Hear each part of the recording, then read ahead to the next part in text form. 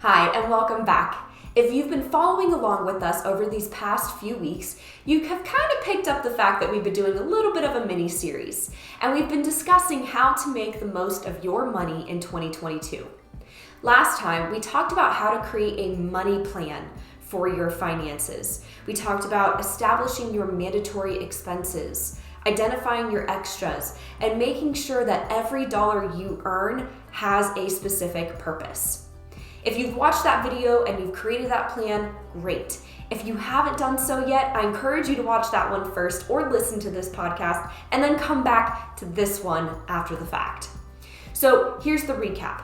You created a budget, you have a money plan, but how do you actually implement it? How do you make sure that you stick to this plan throughout the remainder of the year? Well, that's what today is all about. Step one. You want to take a look at those mandatory expenses and identify those that have fixed costs.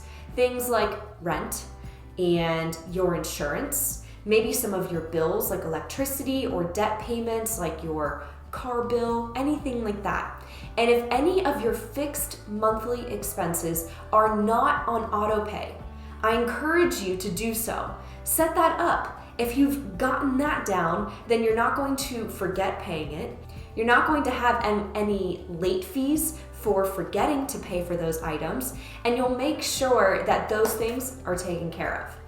The next thing is to identify all of your extras. Take a look at those savings goals that you have. Things like your emergency fund or saving for a house down payment or anything else that's important to you. And treat those like bills that are on auto pay as well. What I would encourage you to do is establish different buckets or different accounts for each of these items. That allows you to not mix your different money goals and to really make sure that it's clearly defined what that money is meant for. If you're on the personal side, Ally Financial has an online savings account where it has an umbrella of sorts. And then in that umbrella, there's various buckets where you can allocate your money for different purposes. It's really great. I love it. On the business side, you can look at something like Quickbooks Checking. Operates very similarly to the Ally Financial, and that also allows you to create the buckets as well. So the idea here is for those variable expenses or maybe those savings items that you can't put on auto pay, you establish these buckets and then you set up the automatic account transfers into those buckets each month. What this allows you to do is save first and spend what's left over.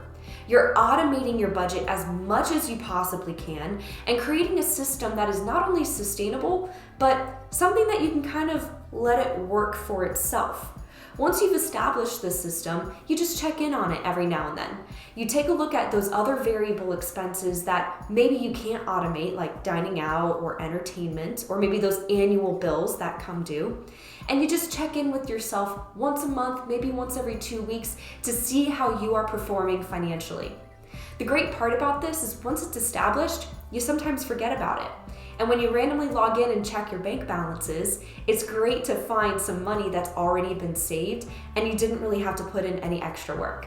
If you have any questions about how to automate your budget or make your money plan for 2022 sustainable so it's something that you enjoy, feel free to schedule a free call with us at calendly.com/millsknowsbills.